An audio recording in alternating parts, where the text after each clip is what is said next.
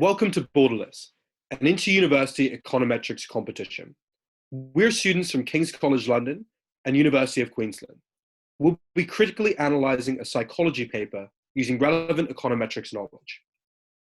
This psychology paper looks into whether future events can influence our current cognition and emotion by conducting 9 experiments, which are mostly relevant to these 4 modules shown on screen.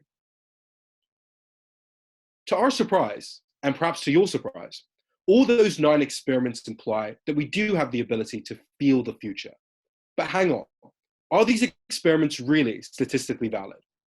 As we know, improper design of experiments may lead to increased error term and omitted variable bias, which will undermine the validity of experiments. We found 3 main aspects that may be related to these 2 problems. The first one is sampling.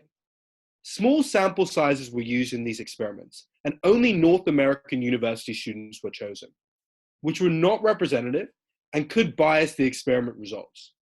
It would be more reasonable to use larger sample sizes and adopt stratified sampling, which means samples are chosen proportionally to different strata in the general population.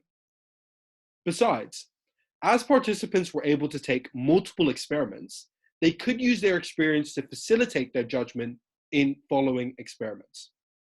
Given that much of the persuasive power of the paper is predicated on the cumulative effect of the 9 experiments, it's problematic if these experiments are not occurring independently to each other. The second aspect relates to statistical tests. Most experiments used one-tailed tests, whilst 2-tailed tests may have produced insignificant results. As shown on the picture, 2-tailed tests have a higher p-value, which makes it easier to not reject the null hypothesis. This increases the likelihood of false positives, a belief that a result is statistically significant when it is not. In addition, the researchers also improperly used correlation coefficients to imply causality. Last but not least, a failure to replicate the results has been widely reported. It's speculated that there is a potential for selective reporting.